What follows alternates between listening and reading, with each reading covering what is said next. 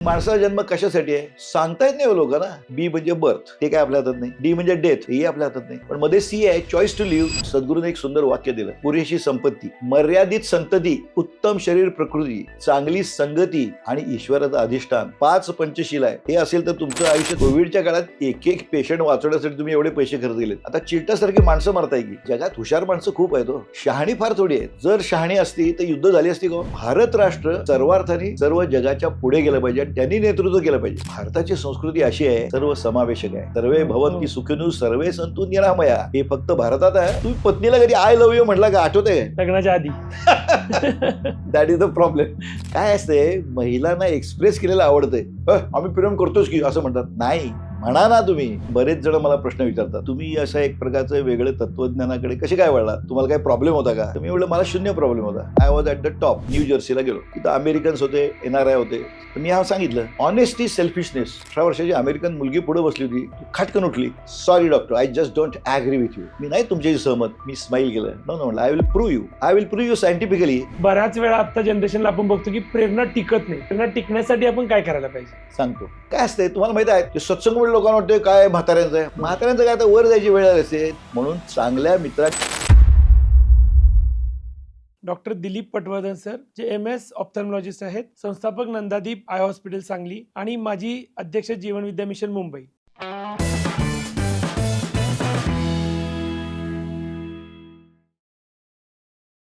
नमस्कार, मी डॉक्टर स्वप्नील चोपडे आणि आज आपण ऐकत आहोत द हेल्दी शो.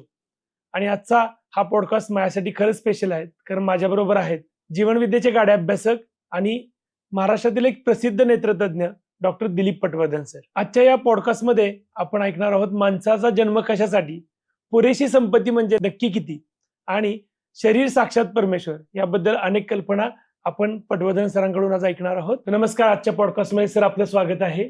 नमस्कार. आजच्या पॉडकास्टची सुरुवात करताना पहिला प्रश्न मला विचारायचा आहे की तुम्ही एवढे बिझी शेड्यूल मधून एवढे मोठे नेत्रतज्ञ आणि एवढा सगळा पसारा हे सगळं सांभाळत असताना जीवन विद्या मिशन कडे तुमचं कसं काय जाणं झालं आणि त्याची गरज का वाटली तुम्हाला? डॉक्टर चोपडे, खरं सांगू तुम्हाला, बरेच जण मला प्रश्न विचारतात की तुम्ही असं एक प्रकारचं वेगळं तत्वज्ञानाकडे कसे काय वळलात? तुम्हाला काय प्रॉब्लेम होता का? तर मी म्हटलं मला शून्य प्रॉब्लेम होता. I was at the top. पण योगायोग असा झाला की आमच्या क्षेत्रातले अतिशय थोर व्यक्ती डॉक्टर कांती मोदी, की जे जसलोक हॉस्पिटलचे मुख्य ऑप्थॅल्मॉलॉजिस्ट होते आणि all India ophthalmic association president होते, की ज्यांनी भारतात लेझर्स आणले. म्हणजे जे डायबिटीससाठी लेझर करतात ना, त्यांनी भारतात प्रथम आणले, कारण ते इंग्लंडला होते, FRCS. आणि ते KM हॉस्पिटलचे होते आणि मी KMला शिकलोय मुंबईला. आणि त्यांना मी आमच्या प्रथमेश लेझर्स म्हणून आमचं एक इन्स्टिट्यूट आहे सांगलीत, डायग्नोस्टिक सेंटर, त्याचा मी चेअरमन होतो. म्हणून त्याच्या उद्घाटनासाठी आम्ही त्यांना बोलवलं, कारण आम्ही इथे लेझर्स आणले म्हणून. आणि आय वॉज सरप्राईज, कारण त्यांना जे उद्घाटन झालं आणि ते मला म्हणले जरा इथं जायचंय, म्हणून त्यांनी मला एक ॲड्रेस दाखवला. तर तो ॲड्रेस काय होता, राम मंदिर, की जिथं इथले जीवनविद्या शाखेतले लोक होते, डॉक्टर सुभाष पाटील, अगदी सिनियर गायनाकॉलॉजिस्ट इन सांगली, आणि विजय पाटील.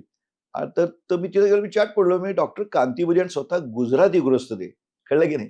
आणि त्यांना फक्त इंग्लिश आणि गुजराती आणि हिंदी येत होतं, मराठी नाही बोलायला येत.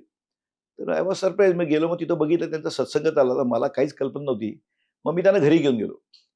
घरी घेऊन गेल्यावर त्यांनी मला सांगितलं, I am president of Jeevan Vidya mission. म्हटलं काय जीवन विद्या मिशन?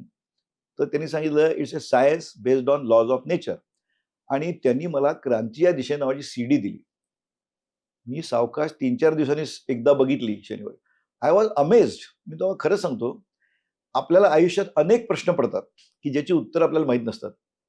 त्यामध्ये फिलॉसॉफर वामनराव पै यांनी जीवनातल्या अनेक प्रश्नांची उत्तरं इतकी सुंदर दिली होती, अतिशय शास्त्रीय, तर्कशुद्ध आणि खऱ्या अर्थाने सेक्युलर. ती मला एकदम भावली. म्हटलं दिस इज समथिंग की यू शुड बी अँसरेबल.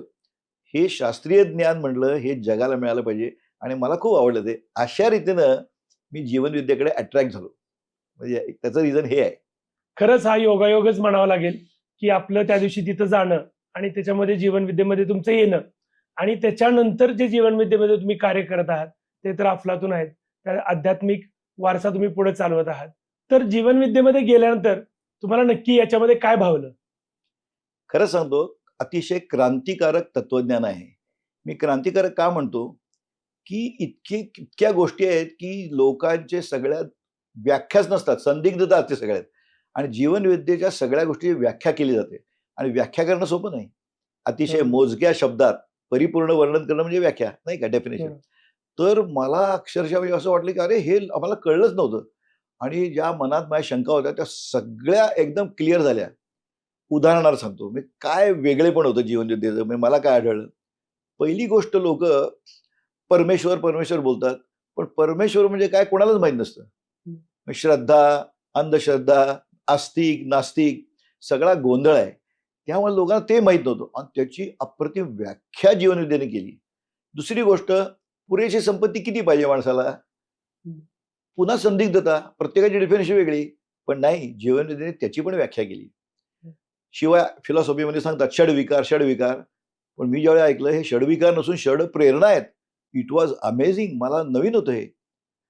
म्हणजे कितीतरी गोष्टी अशा लक्षात आल्या, की ह्या जीवनविद्येमध्ये अंधश्रद्धेला बिलकुल स्थान नाही. डोळस श्रद्धा पाहिजे असं स्पष्ट सांगतात. आणि त्यामुळे अशा अनेक प्रश्नांची मला त्यामध्ये उत्तरं मिळाली आणि मला वाटलं yes this is something good. आणि मग मला असं वाटलं, की खरंच हे ज्ञान सगळ्या जगालाच मिळालं पाहिजे. भारताला नव्हे, सगळ्या जगात. आणि कारण ह्याचं तत्वज्ञानाचा मूळ उद्देश मला कळला, की संपूर्ण जगात शांती व्हावी हा त्याचा मूळ उद्देश आहे. आणि पुन्हा वैशिष्ट्य म्हणजे टू बी स्पेसिफिक, भारत राष्ट्र सर्वार्थाने सर्व जगाच्या पुढे गेलं पाहिजे आणि त्यांनी नेतृत्व केलं पाहिजे. येस. आणि लक्षात ठेवा हे शास्त्रीय असल्यामुळं का विचारायचा तुम्हाला अधिकार आहे. तर नॅचरली तुमच्या मनात येईल भारतानेच का नेतृत्व केलं पाहिजे, त्याचंही उत्तर जीवनविद्येने दिलं. काय आहे, भारताची संस्कृती अशी आहे, सर्व समावेशक आहे, नाही का. सर्वे भवन्ति सुखिनो सर्वे सन्तु निरामया. हे फक्त भारतात आहे. बाकी जगात मी जवळजवळ 30 देशात फिरलोय. अतिशय स्वार्थी देश आहेत सगळे. मग का, कशावरून? पुन्हा प्रूफ दिलं पाहिजे ना. साधी गोष्ट आहे, आपला देश काही खूप श्रीमंत नाही. पण कोविडच्या काळात आपण 106 देशांना व्हॅक्सिन दिलं, लक्षात ठेवा. दुसऱ्या कोणी दिलं का? नाही दिलं. सोडून द्या. ग्रेन डील झालं परवा. रशिया युक्रेन वॉर अजूनही चाललंय. त्यावेळी ज्यावेळी आफ्रिकेमध्ये खूप गरिबी आहे, तिथं गहू पाहिजे म्हणून युएनने सांगितलं. रशियाला म्हणले तुम्ही परवानगी द्या, कारण युक्रेनमध्ये गहू खूप पिकतो. त्यांनी बोटी निघाल्या, सोडल्या त्यांनी. युरोपियन लोकांनी मधल्यामध्ये काढून घेतल्या. इतके स्वार्थी देश आहेत ते. मग आफ्रिकन देशांना कोणी दिला हो गहू? भारताने दिला, लक्षात ठेवा. अशी ज्यांची संस्कृती आहे, अशांनी नेतृत्व केलं पाहिजे ना. अदरवाईज शांती कुठे आहे? एका अर्थानं अमेरिका सध्या राज्य करते, कारण पॉवर आहे ना, मसल पॉवर आहे. शांती आहे जगात? अजिबात नाही.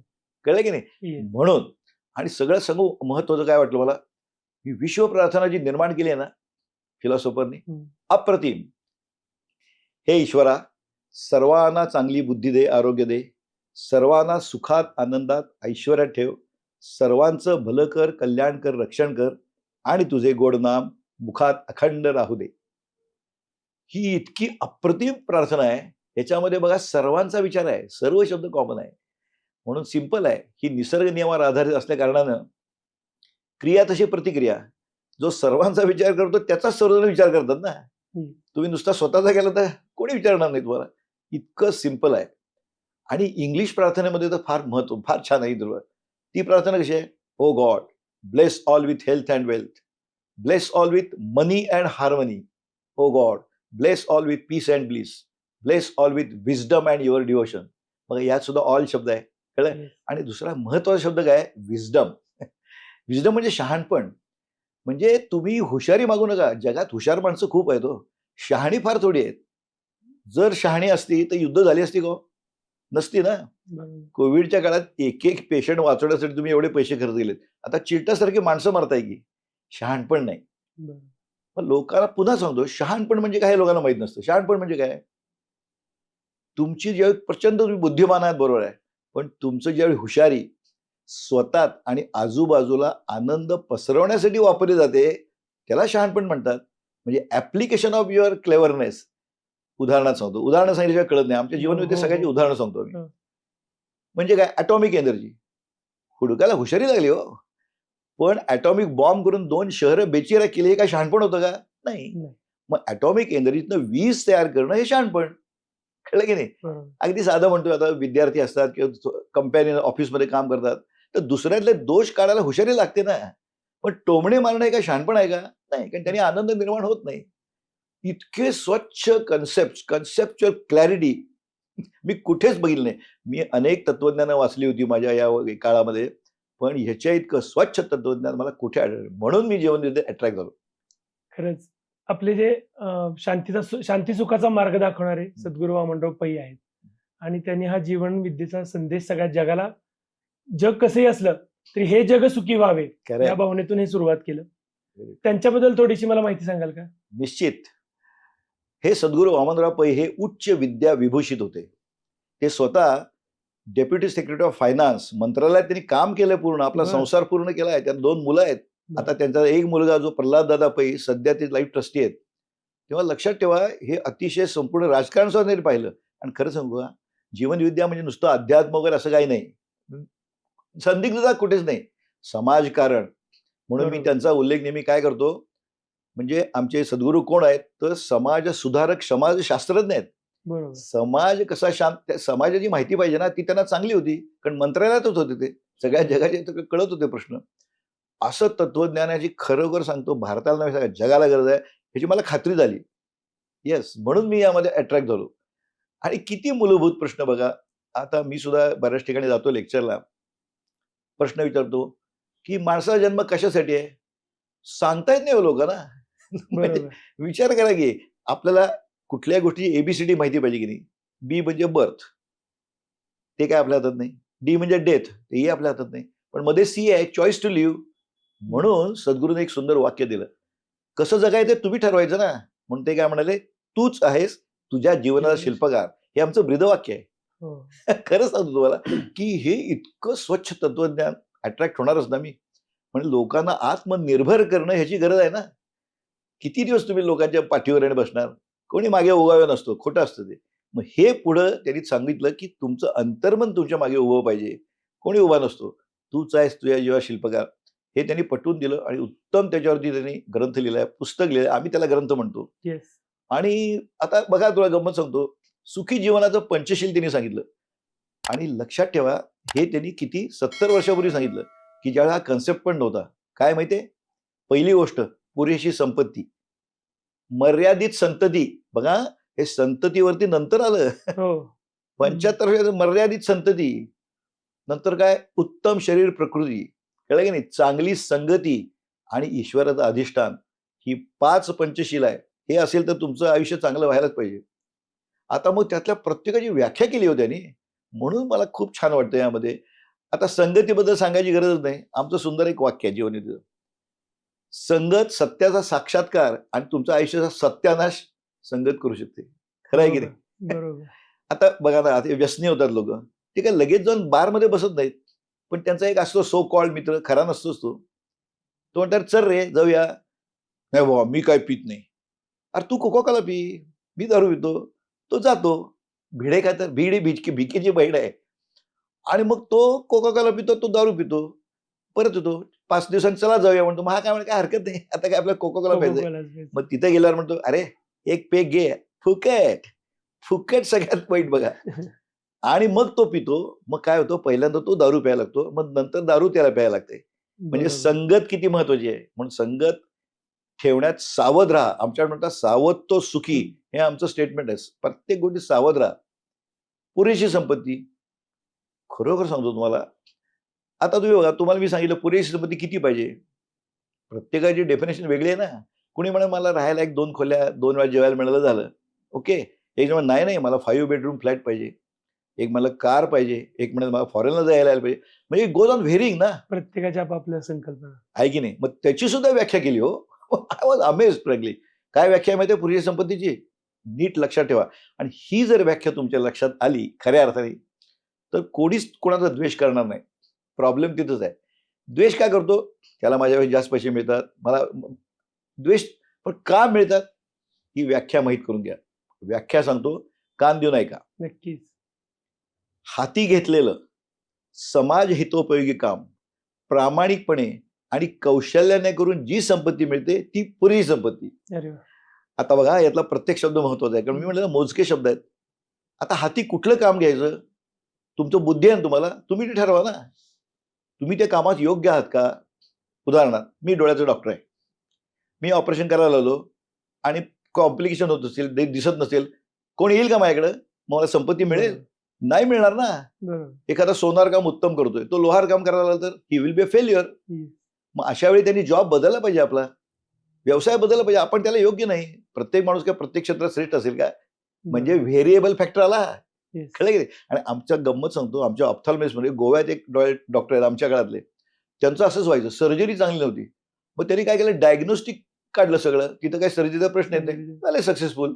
कळलं? हाती घेतलेलं यू कॅन inject अर्न करा. मनी. हा change the job, come on. Yes. नाही ते इगोमुळे नका करू. दुसरं काय सांगितलं, समाज विघातक केलं नाही पाहिजे, समाज उपयोगी पाहिजे.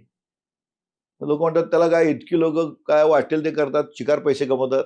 ओके, आता मी हे सुद्धा आता सायंटिफिक प्रूव्ह करून दाखवणार की लक्षात ठेवा, तुम्ही समाज विघातक काम करताना ते कसं तुमच्यावर परिणाम करतं.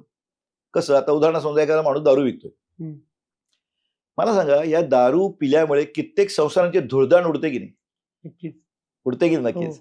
मग ती जी कुटुंब धुळदाण उडते, ते काय दारूच्या विक्रेत्याला आशीर्वाद देणार काय? नक्कीच नाही ना. मग ते काय करणार, आपल्या मराठी भाषेत काय म्हणतो, तळतळाट देतात. बरोबर आहे की नाही? बरोबर. पण हा काय सायंटिफिक शब्द नाही ना. मग सायंटिफिक काय आहे? आता बघा, तुम्हाला म्हणजे किती मुळाशी गेले जीवनविद्या. हे बघा, आपण सगळे ना व्हायब्रेशन्स आहोत. आपण सगळे विचार करतो की नाही, विचार. मग त्यांचे जे विचार आहेत ते नकारात्मक असतात. बरोबर. ते पोचतात ना दारूच्या मालकाकडे. तुम्ही मला विचारायला पाहिजे कशावरून, हेही सिद्ध करून दाखवतो. बघा कसं आहे, आता मी बोलतोय ना, ही बोलतोय ही त्या मानाने विचारांपेक्षा स्थूल क्रिया आहे. पण मी बोलतोय हे आज कॅलिफोर्नियाला ऐकू जाते. आता तुम्हाला पटेल ते का? मी जर मोबाईलवर बोललो, ती फ्रिक्वेन्सी माझा मित्र कॅलिफोर्नियात कॅच करू शकतो. म्हणजे आपण जे बोलतोय 750 कोटीच्या वर माणसं, हे पृथ्वीवर फिरतंय हो. यू हॅव टू ओनली बरोबर. Catch it. म्हणजे केवढा व्यापक आहे त्याचा, कळलं की नाही? Yes. मग विचार त्याच्यापेक्षा स्ट्रॉंग आहेत. आणि सूक्ष्म असल्यामुळे टाइम लॅग नाही. आपण बोललो ना अमेरिकेशी, तर थोडा टाइम लॅग असतो बघा. विचाराला इन्स्टंट, म्हणजे विचार पोचतात ते सिद्ध झालं. अगदी दुसरं एक उदाहरण सांगतो. समजा एखादी आई आहे, तिची मुलगी कॅलिफोर्नियात आहे समजा, तिला भेटण्याची भयंकर इच्छा झाली बोलायची. आता आजकाल मोबाईल आहेत, मग आई मोबाईल शोधते, तिला लवकर सापडत नाही. मोबाईल सापडतो आणि त्या मुलीचाच फोन येतो, असं होतं की नाही? हो, योगा बराच वेळा. आणि हा अपवाद नाही, हा नियम आहे. त्याचं कारण आहे शास्त्रीय, काय चमत्कार नव्हे. ज्यावेळी आई तिचा विचार करते, त्याच क्षणी तिच्या मनात तिचे विचार सुरू होतात. दिस इज सायन्स. म्हणून ती फोन करते ना. आपण नाही का म्हणतो, अरे तुझं आत्ता मी बोलत होतो, आता तुझंच बोलणं चालू होतं, तुझ्याविषयीच चाललं होतं, अरे तू भेटलास. हा अपवाद नाही, नियम आहे, लक्षात ठेवा. का बरं? कारण विचार पोचतात ते सिद्ध झालं.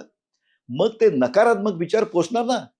मग त्यामुळे काय होतं, खूप होतं, या माणसाचे विचार बिघडतात. कळलं की नाही? बरोबर. आणि मग त्याच्या घरात कुटुंब कलह सुरू होतो.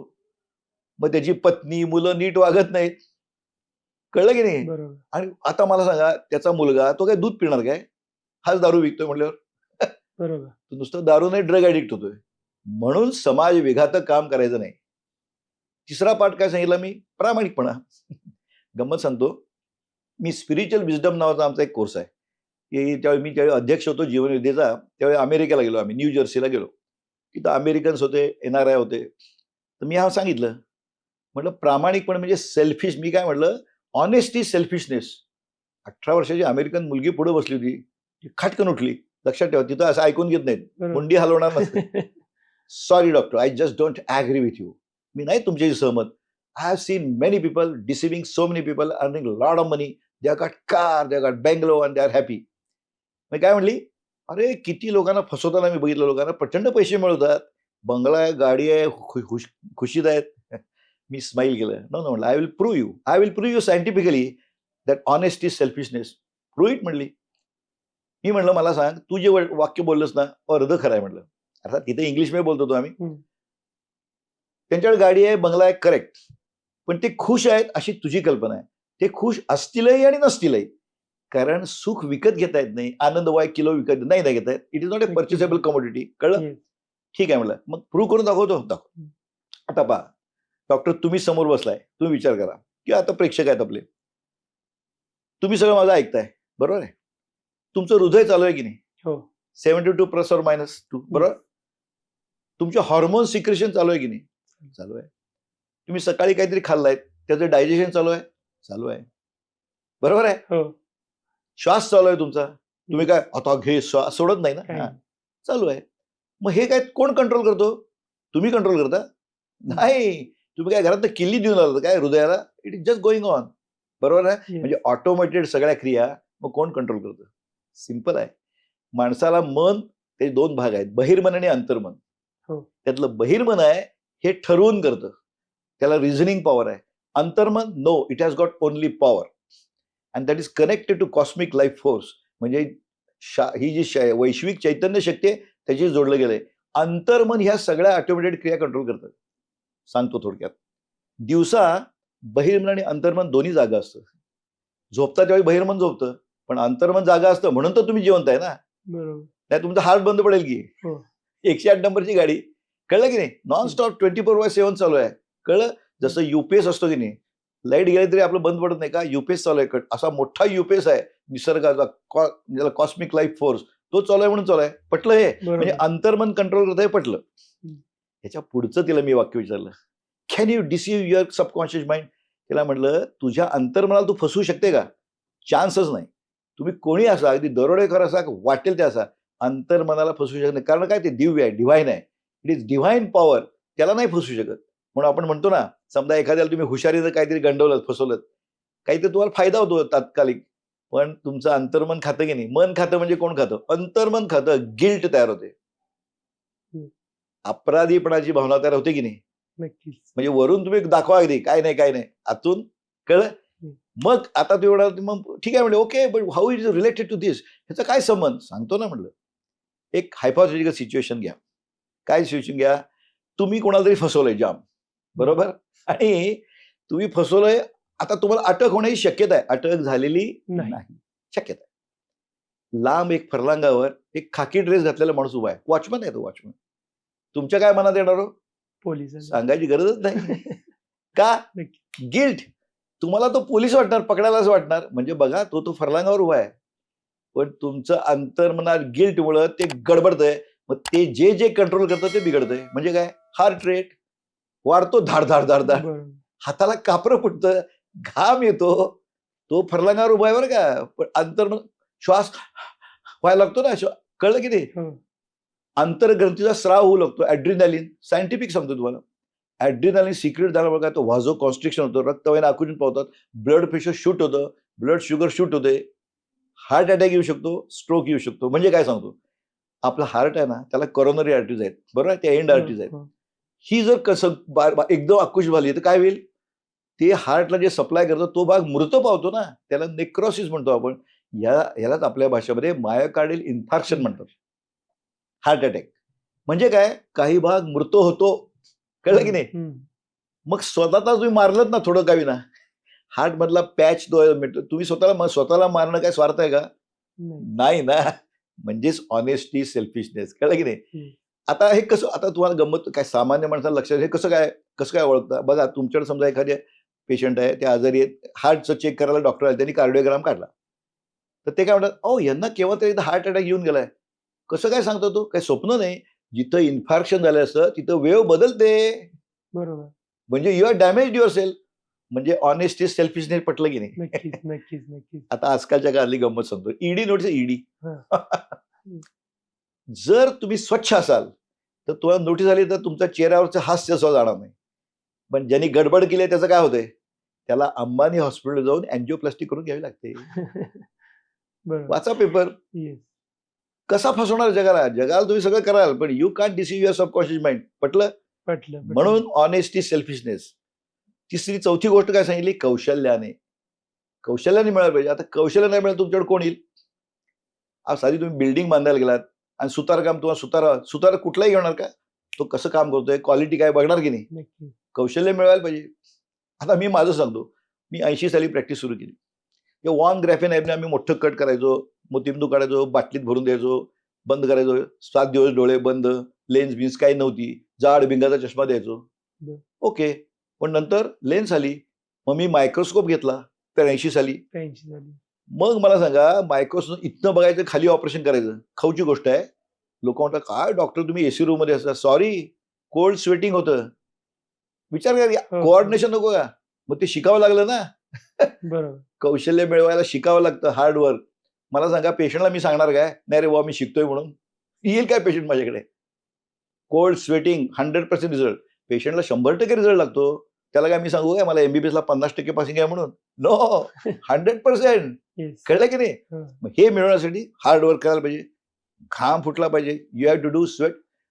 कौशल्य मग माझ्याकडे पेशंट येणार ना, मग माझ्याकडे येणारच की पेशंट जास्ती. कारण त्या पेशंटचा मोठा चष्मा गायब झाला, आला तर लहान चष्मा यायचा त्यावेळी. हं. खुश पेशंट ना. मग कौशल्य मिळवल्यावर माझ्याकडे पैसे मिळणार ना मला.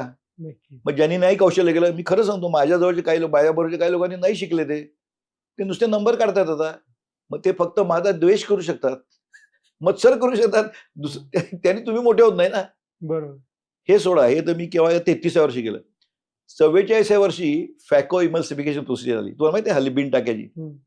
मग काय केलं, शिकायला पाहिजे मला. मी माझं 1 महिना हॉस्पिटल बंद ठेवलं. मी बरं. चेन्नईला गेलो, स्वतः 25,000 रुपये फी भरली. अगरवाल हॉस्पिटल आहे तिथं. शिकलो, घेऊन आलो इकडं. मला अभिमान वाटतो की आमच्या अख्ख्या भागामध्ये मी एकटा करत होतो त्यावेळी. बिन टाक्याची शस्त्रक्रिया. सोपी गोष्ट आहे. हं. तो टिटॅनम प्रोब मिनिटाला 40,000 वेळा व्हायब्रेट होतो. तो आम्ही डोळ्यात घालतो.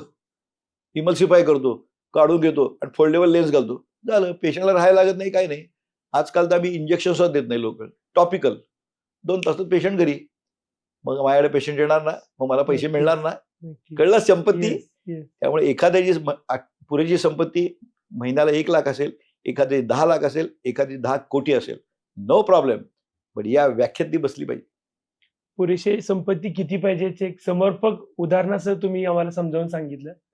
आणि फेकोची सर्जरी एवढी सोपी असते असं वाटतं तुमच्याकडून ऐकल्यानंतर. तसं जीवन जगण्याची कलाही एवढी सोपी आहे. तेवढ्या सोप्या भाषेत तुम्ही आम्हाला सांगितलं. खरंच या गुंतागुंतीच्या जीवनामध्ये मला एक प्रश्न पडलाय, की डॉक्टर, माणसाचा जन्म नक्की कशासाठी आहे? खरं सांगू, हा प्रश्न मी अनेकांना विचारला. सांगता येत नाही उत्तर. मी तुम्हाला एक बरोबर. सुंदर उदाहरण सांगतो. एका शाळेमध्ये 9वीचे विद्यार्थी होते. कळलं? आणि त्यांचा शेवटचा तास होता तो. तर त्या मॅडमनी काय केलं, की सगळ्यांना एक कागदाचं चिठ्ठी दिली लिहिण्यासाठी आणि सांगितलं, असं करा, तुम्हाला आयुष्यात काय मिळवायचंय. कळलं? बरोबर. नाही, 9वीतल्या मुलांना असते ना काय. मग एकाने लिहिलं डॉक्टर व्हायचंय, एकाने लिहिलं आर्किटेक्ट व्हायचंय, एकाने लिहिलं इंजिनियर व्हायचंय, वकील व्हायचं वगैरे वगैरे. सगळं लिहून एक मुलगा असा खाजवत बसला होता. काहीतरी लिहिलं त्याने. मग मुलगा यायचा, त्या मॅडमला चिठ्ठी द्यायची, शाबास डॉक्टर व्हायचंय, जा. असं ते जात होते. हा शेवटी आला. कागद दिला, बाहेर झाला होता. त्या मॅडमनी वाचलं. अरे इकडे म्हटल्या, काय तुला माझं असाइनमेंट कळलीच नाही. ये इकडं बघ, बाकीच्यांनी कसं लिहिलंय, डॉक्टर, इंजिनियर, तू काय लिहून ठेवलंस? त्या मुलाने काय लिहिलं होतं माहितीये, मला आयुष्यात आनंद मिळवायचा आहे. बरं, बरं. मग तो मुलगा काय म्हटला, मॅडम असाइनमेंट मला कळली नाही असं नाही, तुम्हाला आयुष्यात मला- कळलं नाही. म्हणजे आपल्या सगळ्यांना काय हवा असतो, आनंद हवा असतो ना. आता तुमची कल्पना असते की पैसा मिळाला की आनंद मिळेल, प्रतिष्ठा मिळाली की आनंद मिळेल, पॉवर मिळाली, या कल्पना आहेत तुमच्या, पण शेवटी उद्देश आनंद ना. बरोबर. मग आता गंमत बघा, खरोखर जीवनविद्येचं वैशिष्ट्य असं आहे, सुख मिळवण्यासाठी लोक धडपड करतात की नाही. जीवनविद्येने क्रांतिकारक सांगितलं, सुख ही मिळवण्याची गोष्टच नाही. बघा, बरोबर. मग सुख मिळवणे मग काय आहे प्रश्न विचारतात. अमेझिंग. मी जेव्हा पहिल्यांदा ऐकलं तुम्ही गार पडलो. मला काय सांगितलं, मी काय सांगितलं, निसर्ग नियमावर आधारित आहे की नाही. मग निसर्ग नियम काय सांगतो, क्रिया तशी प्रतिक्रिया. मग सुख ही क्रिया करायला पाहिजे, सुख ही देण्याची गोष्ट आहे. बघा, बरं. दिल्याशिवाय कसं मिळेल. तुम्ही सुख ओरबाडून घेऊ शकत नाही, आनंद ओरबाडून घेऊ शकत नाही. क्रिया तशी निसर्ग नियम आहे. क्रिया क्रिया सुख दे, सुख मिळणार. मग सुख ही मिळवण्याची गोष्ट नाही, आनंद ही मिळवण्याची गोष्ट नाही. तुम्ही दुसऱ्याला आनंद द्या, आनंद मिळेल. As simple as that. म्हणजे आपल्याला जो आनंद हवाय ना, तो आधी तुम्हाला द्यायला पाहिजे. मग पुन्हा प्रश्न आला, लोक म्हणतात आमच्याकडे कुठं आनंद आहे. बरोबर. आम्ही काय देणार, किंवा देणार म्हणजे लोक खिशाकडे हात देतात, म्हणजे पैसा. सुख, अहो आपण आनंदीच असतो, सुख आपल्यातच आहे. विसरलो. बघा, आपली भारतीय संस्कृती किती ग्रेट होती. सच्चित आनंद शब्द ऐकला का तुम्ही? हो. सत म्हणजे सातत्याने आहे, चित म्हणजे जाणीव आणि नेणीव, आणि आनंद आपलं स्वरूपच आनंद आहे. आपण आनंद स्वरूपच आहे.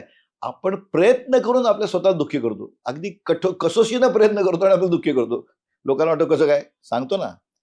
आता आनंद दिल्याशिवाय मिळत नाही, कळलं. मग आनंद आपल्यात पाहिजे ना. ओके, तरुण लोकांना पटेल काय सच्चिदानंद सांगितलं, नाही पटणार ना. सिद्ध करून दाखवतो, आनंद आपल्यातही सिद्ध करून दाखवतो. बरं. प्रत्येक गोष्ट जीवविद्या सिद्ध करते, लक्षात ठेवा. बघा, आता मला सांगा की एक लहान मूल आहे, 7-8 महिन्याचं मूल आहे, बरोबर आहे. आता मी तर डॉक्टर आहे, मला माहिती आहे, पण महिलांना लगेच कळेल. दिवसातनं ते 250 ते 350 वेळा हसतं, हसतं की नाही, खदखदून हो, हसतं. हो. त्याला काय कोण जोक सांगतंय काय? मग का हसतं? पुन्हा निसर्ग नियम, परिणाम आहे ते कारण असलंच पाहिजे. Law of cause and effect. परिणाम काय? हसतं. कारण असलं पाहिजे ना. त्याचं कारण असं आहे, हा स्फुरद रूप आहे आनंद आतमध्ये, त्याची अनुभूती ते लहान मूल घेत असतं, म्हणून असतं ते. बरं. There has to be reason. बरं. आता संत बघा, संतांच्या चेहऱ्यावर स्माईल असतं की निसर्ग, का? त्यांना काय कोण जोक सांगतंय? नाही. त्या अनुभूती घेतात ते. प्रॉब्लेम काय आहे आपला माहितीये का? आनंद आतच आहे, पण आपण विसरलो. आनंद शोधण्यासाठी बाहेर पडतो ना. तुमच्या लक्षात आलं? येस. आनंद आतच आहे, म्हणजे आग सोमेश्वरी बंब रामेश्वरी असं चाललंय आपलं. लहान मुलं कशी मजेत असतात बघा, का? अनप्रिज्युडाइज्ड. पण त्यांच्यावर तुम्ही संस्कार करता ना, पालक, समाज, काय इकडे जाऊ नकोस, तो आपल्यातला नाही, ठ्या ठ्या, अशी पांघरुणं इतकी घालता, तो आनंद आत जाऊन बसलाय. तुम्हाला दिसत नाही, मग तुम्ही बाहेर शोधायला जाता. कळलं? बरोबर. आनंद आतच आहे, आनंदाचा पत्ता आतच आहे, लक्षात आलं की नाही? बरोबर. नाही, म्हणजे इनर हॅपीनेस आपण जेव्हा शोधतो. अनुभूती त्याची, आणि अनुभूती आहे ही सांगता येत नाही ना. आता भूक लागली आहे, तुम्ही म्हणा कशावरनं? अरे मला लागली आहे. कळलं? बरोबर. असं आहे ते, आनंदाची अनुभूती द्यावी लागते. मी काय भूक लागली सिद्ध करू शकता का तुम्ही? नाही. नाही. पण अनुभव आहे ना, भूक लागली आहे, हे लक्षात ठेवा. त्यामुळे ही आता आणखीन गंमत सांगतो. लोकांना वाटतं काय सांगताय डॉक्टर, मला म्हणतात गाणं ऐकलं की आनंद होतो की आम्हाला? होतो ना, नक्कीच होतो. जोक मस्त सांगितला आनंद नक्की होतो, नाही का? हो. काही जेवण मस्त केलं आनंद होतो. पण तो तात्कालिक आहे. विषयानंद ज्याला म्हणतात तो तात्कालिक आहे. जेवण संपलं, 1 तासाने आनंद गेला. गेला. गाणं संपलं, आनंद गेला ना, संपलं की नाही? पण हा आनंद सतत आहे, हे बरोबर. मला म्हणायचंय. मग कशावरून? पुन्हा विषयात आनंद. आता उदाहरणार्थ, आता यंग लोकांच्या ऐकत असतील तर त्यांना हे पटेल की आजकाल बघा अरिजित सिंग फार फेमस आहे. हो. भयंकर फेमस आहे. एक कल्पना करायला काय हरकत आहे? समजा तुम्ही कुठले तरी बक्षीस जिंकलं. अरिजित सिंग त्याचा ऑर्केस्ट्रा घेऊन तुमच्या घरासमोर आला. इमॅजिन करा, तुम्ही अशा बसलाय तक्क्याला टकून. कल्पनेत सुद्धा आनंद आला की नाही? Yes. आला आणि तो विचारला, बोलो आपकी क्या फरमाइश आहे? त्याने काही तर तुम्ही सांगितलं गाण्याचं नाव, आणि ते गाणं गायलं त्यांनी ऑर्केस्ट्रा. आनंद होणार की नाही? नक्कीच. अरे जबरदस्त आनंद, नो डाऊट अबाउट इट. त्या अरिजितला वाटलं अरे ह्याला गाणं जाम आवडलंय, मग वन्स मोर तसं परत तो गाणं गायला. आनंद झाला की, पण थोडा कमी झाला की नाही?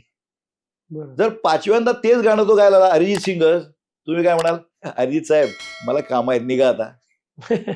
का बरं? बरोबर. त्याचं कारण असं आहे, अरिजित सिंग ज्यावेळी पहिल्यांदा गायला तेव्हा त्यांनी आतला आनंद जागृत केला, स्फुरद रूप, फाउंटन ऑफ जॉय, म्हणून त्याची अनुभूती घेतली. 5व्यांदा गायला तेव्हा तो जागृत झालाच नाही, आनंद कसा होईल? म्हणजे बरोबर. गाण्यात आनंद नाही, इथं आहे आनंद. कळलं? बरोबर. Simple. I hope I proved it. Yes. म्हणून लक्षात ठेवा. आणखीन एक गोष्ट सांगतो, खरंच फार छान गोष्ट आहे. आपण वर्तमान काळात राहतच नाही हो, कळलं की नाही? भूतकाळचं चुकीचं चिंतन आणि भविष्यकाळची अनाठाई चिंता. वर्तमान काळात राहतच नाही तुम्ही, बरोबर आहे की नाही? भूतकाळचं चुकीचं चिंतन का? समजा तुम्हाला एखाद्या मित्राने 4 वेळा छान मदत केली आहे आणि एकदा काहीतरी गैरसमज झाला, तुम्ही लक्षात काय ठेवतो? गैरसमज. म्हणजे चुकीचं चिंतन ना. म्हणून असं म्हणतात, पास्ट गिव्हज यू टीअर्स. का? चुकीचं चिंतन. आणि फ्युचर गिव्हज यू फिअर, भीती, अनाठाई भीती. गंमत सांगतो, फिअर शब्द काय? FEAR. त्याचं फुल फॉर्म काय माहितीये का? False estimate of actual reality is fear. म्हणून इंग्लिशमध्ये म्हण आहे, devil is not terror as is painted. कल्पना करता असं काही नसतं जगात, फेस इट. आणि महत्वाचं काय? प्रेझेंट म्हणतो ना आपण, पास्ट, प्रेझेंट आणि फ्युचर. प्रेझेंट म्हणजे गिफ्ट ना, फक्त प्रेझेंट आपण प्रेझेंट देतोय. गिफ्ट घेतच नाही तुम्ही आयुष्यातली, तुम्ही वर्तमानात राहतच नाही, हा प्रॉब्लेम आहे. लहान मुलं का मजेत असतात? 2-3 वर्षाचं पोरगं मस्त खेळत असतं, दान दान खेळत असते. का असते? त्याला पास्ट नसतोच आणि फ्युचरची चिंताही नसते. कळलं? बरोबर. तुम्हाला गंमत म्हणून सांगतो, एक खरी गोष्ट. माझी नात आहे ना स्वरा, ती त्यावेळी 3 वर्षाची होती. खरी घडलेली गोष्ट आहे. म्हणजे लहान मुलं कसे वर्तमान काळात जगतात, मी हादरून गेलो अक्षरशः. म्हणजे पोरं शिकवतात आपला, अनप्रिज्युडाइज्ड आहेत ना ती. तर मी मुंबईला मिटिंगला गेलो होतो, माझ्या मुलाशी बोलायचं होतं म्हणून फोन केला, तर तिने उचलला टेबल फोन. हाय स्वरा, काय करतेस तू? आता माझी काय केलं, ती काय सांगेल, मी खेळते, मी जेवते, असं काय ते उत्तर अपेक्षित होतं का? माय गॉड, तिनं जे उत्तर दिलं मी उडालो. मला तिनं शिकवलं. ती म्हणली आबा, मला ती आबा म्हणते, आबा असं म्हणजे काय? आबा एवढं कळत नाही तुम्हाला? आबा मी तुमच्याशी फोनवर बोलतीये. याला म्हणतात वर्तमान बरोबर. काळात राहणं. आपण कुठे असतो वर्तमान काळात? बरोबर. कळलं? पण वर्तमान काळात राहायला शिका. म्हणून एका कवीनं म्हणलंय ना, धन्यवाद. लहानपण देगा देवा मुंगी साखरेचा रवा. कसं आहे, लहानपण आपण आपलं लहान मुलांना ते जागृत ठेवलं पाहिजे आपण कायम. मग मजा येईल ना. मग चेहऱ्यावर कायम स्मितहास्य राहील की नाही. बरोबर. असं कशाला करायचं माणसाने? गंमत म्हणून सांगतो, असं केलं तर जास्त कॅलरीज खर्च होतात. स्माईल, आणि स्माईलचा तुम्हाला फुल फॉर्म माहितीये का? SMILE, satisfied mind in lip expression is smile. म्हणजे किती सुंदर आहे. म्हणजे आनंद स्वरूप आहे आपलं, हे लक्षात आलं ना. आम्ही जे ह्याच्यात फिलॉसॉफी काय म्हणतो, आनंद स्वरूप म्हणजे काय, जे काढलं असतं रूप शिल्लक राहत नाही. बरोबर. जसं लाकडी टेबल, लाकूड त्याचं स्वरूप आहे, ते काढलं तर लाकूड शिल्लक. कळलं? असं आहे. म्हणजे आनंद हे तुम्ही लक्षात आलं. मग माणसाचा जन्म कशासाठी आहे? आनंद वाटत वाटत आनंद लुटण्यासाठी आहे. उत्तर, माणसाचा जन्म काय, याचं उत्तर हे आहे. आधी वाटल्याशिवाय कसा मिळेल तुम्हाला? बरोबर. कळलं की नाही? बरोबर. म्हणजे आनंद आपल्याकडे काय, आनंद कधीतरी वाटतात, शक्यतो लुटतात. म्हणजे लुटण्याचा बरोबर. प्रयत्न करतात. बरोबर. येस, हे शिकलं पाहिजे. येस, म्हणजे आजच्या जनरेशननं ऍक्च्युली वर्तमानात जगायला शिकलं पाहिजे. भूतकाळाचं दुःख आणि भविष्याची चिंता सोडून करेक्ट. वर्तमानाचा जर आपण विचार केला तर आपलं जनरेशन नक्कीच पुढे जाईल. करेक्ट. त्याचबरोबर आपण जे जगाला देऊ, हम्म. What goes around comes around, या करेक्ट. कन्सेप्टमुळे आपण सगळ्यांना आनंद देऊ शकतो. आणि आणखीन एक गंमत आहे. आता क्रिया तशी प्रतिक्रिया, मी तुम्हाला सांगितलं निसर्ग नियम. न्यूटननी किंवा कोणी काय सांगितलं, जेवढी क्रिया करेल तेवढीच प्रतिक्रिया इक्वल आणि ऑपोजिट होते. ओके, स्थूल गोष्टीत ते खरं आहे. पण जीवन विज्ञाने एक जबरदस्त सिद्धांत मांडला. बरं. स्थूल गोष्टीत करेक्ट, चेंडू एक टाकला तर एकच परत येतो. नाही, क्रिया जेव्हा सूक्ष्म असते, उदाहरणार्थ बोलणं ही सूक्ष्म क्रिया आहे, विचार त्याच्यापेक्षा सूक्ष्म आहेत. रिॲक्शन मल्टिप्लाइड अँड मॅग्निफाईड होते. कळलं का? म्हणजे उदाहरण सांगतो, निसर्ग चिक्कू नाही आहे. मला सांगा, आपण एक आंबा पेरला तर एकच आंबा देते काय निसर्ग? नाही. 1000 देते हो. बरोबर. एक दाणा पेरला 1000 दाणे. हे निसर्गाकडे शिकलं पाहिजे तुम्ही. तुम्ही एक पट आनंद द्या, 1000 पट आनंद येणार. उलट एक पट दुःख द्या, 1000 पट दुःख येणार. मग शहाणपणा कशात आहे? आनंद देण्यात आहे ना. बरोबर. इतकं सुंदर शास्त्र आहे. त्यामुळे मल्टिप्लाइड अँड मॅग्निफाईड विसरायचं नाही कधी. कुठलीही गोष्ट केली की ती मल्टिप्लाय उलटी परत येणारच, बुमरँग होणारच ते. नाही का? आपण गोल घुमटात गेल्यावर भरपूर वेळा आवाज किती 7-8 वेळा ऐकतोय. येस. So simple. म्हणजे हे जर लक्षात ठेवलं तर आपण दुसऱ्याला आनंदच देऊ की नाही. स्वार्थासाठी, मी म्हणतो हे स्वार्थ आहेत आपल्याला. दुसऱ्याला आनंद देण्यात स्वार्थ आहे, कारण तुम्हाला आनंद 10 पटीने मिळणार. स्वार्थातून परमात्मा, हाच परमार्थ. परमार्थ शब्द मोठे सोडून द्या. बरोबर. It is as simple as that. म्हणजे आपलं आयुष्यच असं जगायचं की त्यातनं परमार्थ सिद्ध झाला पाहिजे. ते हे सोडून द्या, ते सोडून द्या. जीवन विद्यात गमतीन म्हणतात, आमच्याकडे सोडून काय द्यायचं नाही. सोडा लेमन. लेमन लेमन म्हणजे लेमन, मन घ्या आता ताब्यात. मनावर ताबा कर आधी. मनाला तुझ्यावर स्वार होऊ देऊ नकोस. मन म्हणजे घोडा समजा. घोड्यावर तुम्ही बसायला पाहिजे ना. मनावर तुम्ही कंट्रोल पाहिजे. ते तुमच्यावर कंट्रोल केलं तर मग टेम्पटेशन्स आहेत, प्रलोभन आहेत, पडणार ना तुम्ही. तुम्ही घोड्यावर स्वार झालात तर तुम्हाला पाहिजे जाता येईल की नाही. मन हे खूप महत्वाचं. कळलं की नाही? खरं सांगतो तुम्हाला, आपण मन किती वेळा शब्द वापरतो. मन म्हणजे काय विचारलं तर सांगता येत नाही लोकांना. बघा, सांगतायत की मन काय अवयव आहे काय? इथे मन असं दाखवते. अहो, जीवन विद्येने मनाचा काय कन्सेप्ट सांगितला तुम्हाला. अमेझिंग. कळलं की नाही? काय सांगितलं मला? मन म्हणजे काय? जाणीव आहे ना, जाणीव, वैश्विक जाणीव. ही सगळ्यांच्याच जाणीव आहे.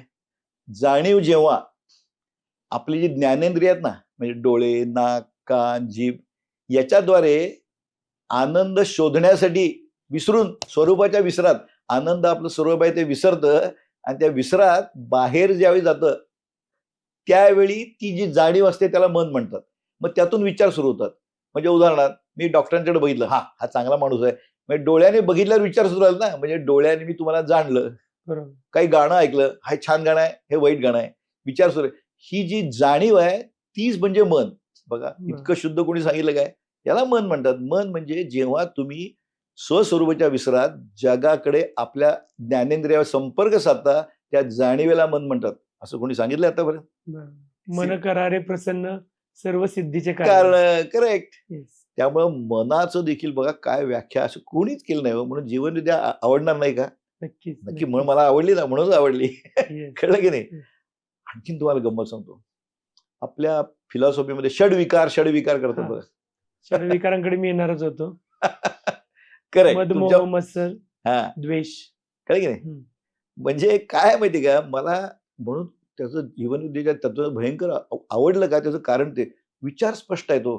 तुम्ही म्हणतात ना संन्यास घेणारे संन्यास घेतात आणि काय षडविकारापासून मुक्त पावतात. म्हणजे काय भीतीभूक निद्रा आणि मैथून हे आपल्या 4 नैसर्गिक हे हं. गोष्टी आहेत. मग काम क्रोध लोह मोह मद मत्सर ह्याच्यापासून संपूर्ण नाश कर. वेडेपण आहे खोटं आहे ते. ते जगालाही फसवतात स्वतःलाही फसवतात. कळलं की नाही. आता संन्यासी गेला अगदी हिमालयात राहायला. त्याचं काय चुकलं फक्त मॉडिफाय झालं. तो मोठ्या घरात राहत होता आता झोपडीत राहतो म्हणजे राहायला झोपडी लागतेच ना. बरोबर. झोप आली की झोपतोच ना. कंदमुळं खात असेल म्हणजे खातोच ना. 12 वाजता म्हणतात संन्यासी 12 वाजता आवासी म्हणतात ना. हम्म, हम्म. काही फक्त मॉडिफाय झालं.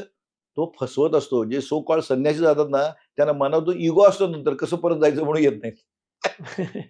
इम्पॉसिबल आहे. मग हम्म. सद्गुरूंनी काय सांगितलं हे जे सो कॉल्ड षड विकार म्हणतात ते विकार नाही आहेत त्या प्रेरणा आहेत. अमेझिंग आहे ना. बरं. हे तर कोणीच सांगितलं नाही. म्हणजे काम क्रोध लोह मोह मद मत्सर या प्रेरणा आहेत या असल्याच पाहिजेत.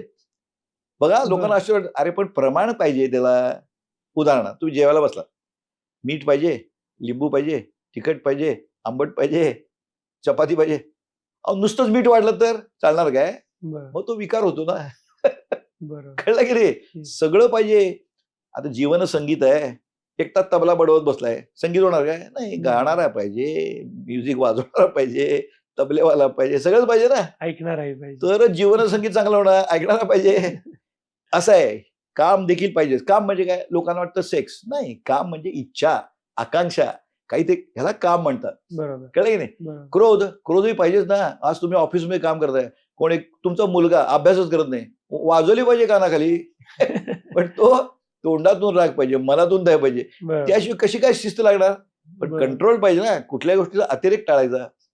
लोभ आपण पूर्वी हल्ली पत्र लिहित नाहीत. आमच्या काळात आम्ही पत्र कळावे लोभ लोभ असावा. असावा. लोभ पाहिजेच ना. आपल्या नातेवाईकाला लोभ असतो की नाही? हो, हो. असतं पण त्याला प्रमाण पाहिजे ना.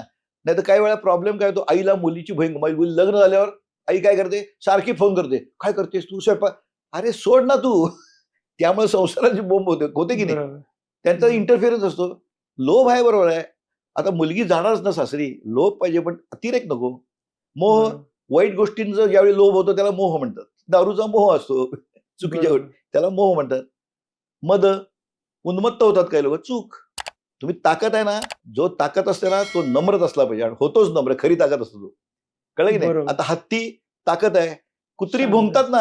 हो. तो काय लगेच मागं वळून बघतो काय हत्ती भुंक नाही तो. हं. ज्याच्यात पॉवर आहे ना नम्रता असते त्यात. मद कळलं की नाही. मदोन्मत्त होणं मत्सर अहो तुम्हाला हेवा वाटणारच की नॅचरल आहे ते. आणि थोडा हेवा वाटेल काय वाईट नाही. वर्गात मुलांना आता दुसरा पहिला आला आपला का पहिला वाटलंच पाहिजे पण मत्सर नाही केला द्वेष करायचा नाही ना. द्वेष झाला की तो विकार झाला. हेवा वाटलाच पाहिजे मग you should try to become like that person. कळलं. बरोबर. कामाची गंमत सांगतो कामाची आता काम म्हणजे सेक्स त्याचा एक भाग आहे इच्छा का. पण कामाचं रूपांतर कशात व्हायला पाहिजे प्रीतीत झालं पाहिजे. बरोबर. कळलं की नाही. कामाचं रूप प्रीतीत म्हणजे आणि प्रीतीचं रूपांतर शेवटी भक्तीत झालं पाहिजे.